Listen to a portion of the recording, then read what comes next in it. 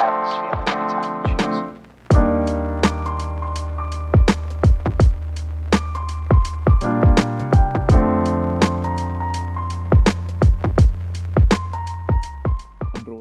How's it going, everyone? Welcome back to UziMumbai, the hub of Mumbai City FC and every news related to Mumbai football.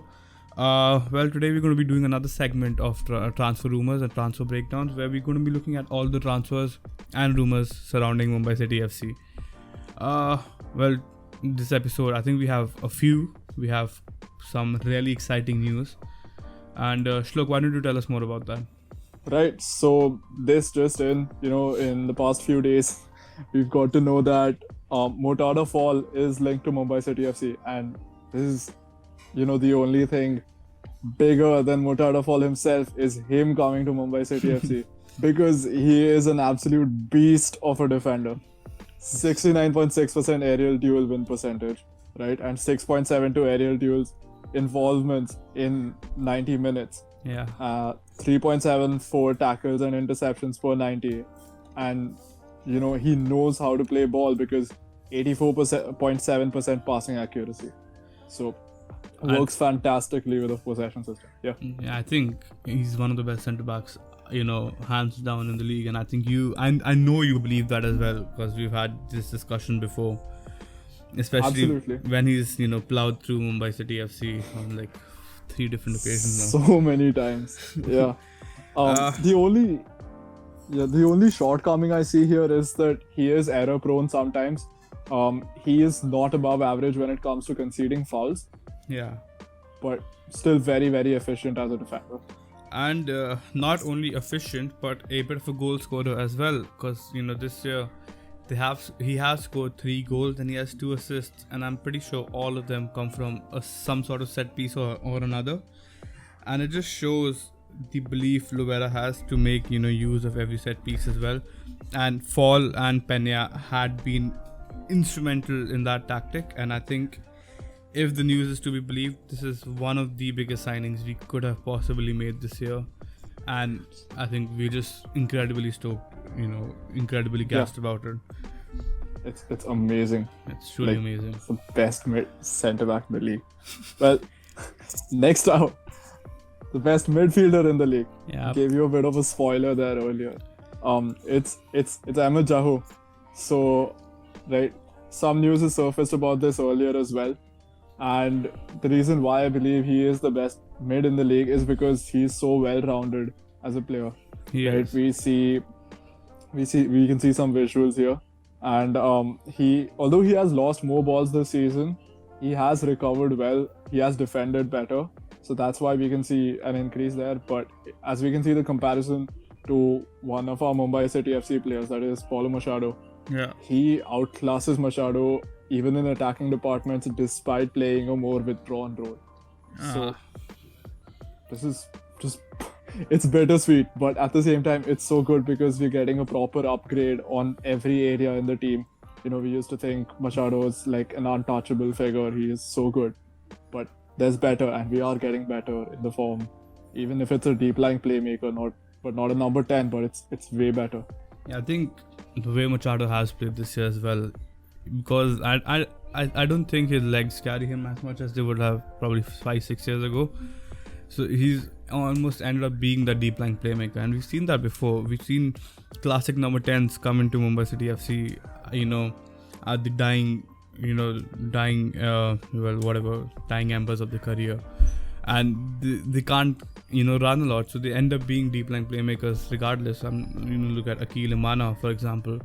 Yeah. And so I think Ahmed Jahu, who isn't a deep lying playmaker, who isn't a number 10, by trade, he's always been that deep lying playmaker. He's always been that efficient tackler, and I think that is exactly what we needed.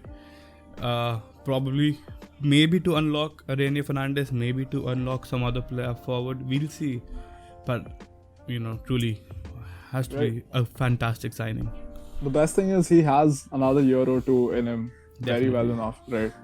So he is here to stay. We can say that. Definitely. And with his news, there comes another bit of news that, it seems it's coming through credible sources, but the timing of it seems a bit odd for us. It's it's Joshua Brillante. Sorry, the 27-year-old has been an instrumental part of Melbourne City FC's squad this year. He signed last year from Sydney FC. He's played in Fiorentina, even though he just played a couple of games there. So his quality, and he is just 27. He's probably in his prime.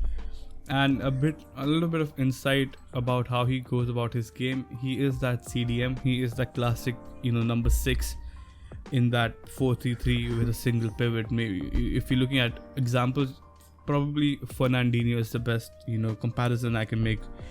He's played almost every game. He's played actually all the games, and he's come off the bench on one of the occasions. He has a goal and 3 assists this year. But what stands out, I think, is how willing he is to defend for the team. He is that anchor man in the midfield. Now, Right.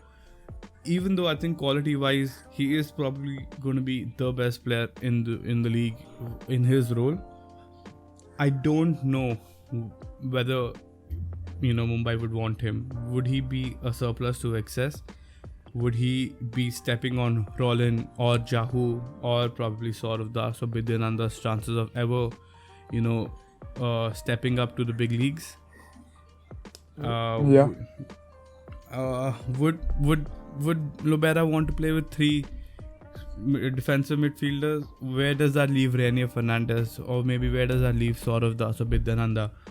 Even though we feel he's definitely one of the best players in the league in his role, I think maybe the news is pretty iffy, and we just have to track it for the next couple of weeks to see what exactly comes through of it. Yeah.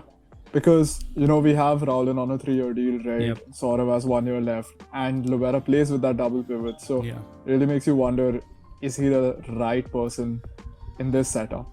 Maybe Yeah. for some other club, he could be fantastic, but I think it'd be don't fantastic see- for any other club, probably except ours right now.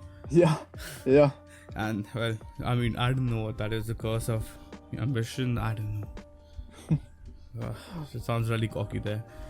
Well, moving on to the next player, we're going to be looking at probably one of the most controversial signings that could happen this year, and that's Mandara Desai.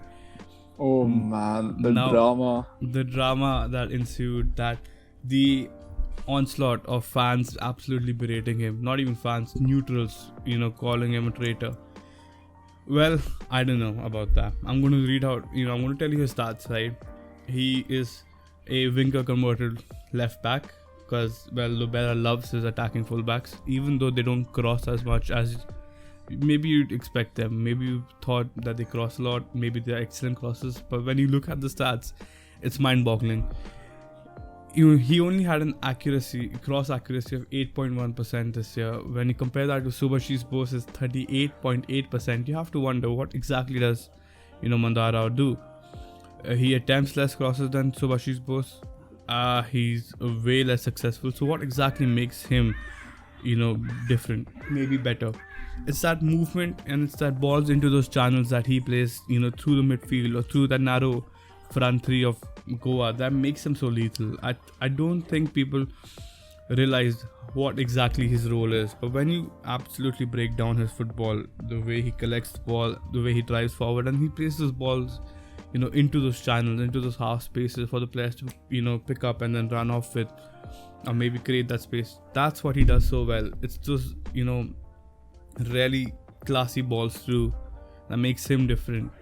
Right. He has 47 tackles attempted and a success rate of 68.09, and 2.13 interceptions per 90, 1.79 successful tackles. He isn't the best defensive fullback in the league, but if you're looking at Lobera and if Lobera wants him, he wants him for a reason, and I think everything he does on the field attacking wise is exactly the reason why Lobera would want him. Absolutely, because we know how important system is to a player, right? Like, Yeah. everyone knows about the defensive frailties of Mandar, but how can he give his best in the system? And that's by putting those attacking numbers ahead, because you have Fall in the back line, you have another hopefully great CB in the back line. he wouldn't have to worry that much about getting back. Exactly. Right. And addressing those controversies that did follow, I think people don't realize what exactly a system means to a player, as you just said. And I don't think any other coach in India would use him in a similar situation. I don't think Juan Fernando would use him in a similar situation, which would get the best out of him. Maybe he would, but I don't think Mandara sees Goa as that viable option anymore after Lobera's departure, and I think it's more about Lobera than it is about Goa. Definitely, right because we have 3 players following Lobera into Mumbai City FC right now. Yep. Rejecting offers from other clubs as well. Fall rejecting offers from ATK. He's rejected that contract extension from Goa as well. Yeah.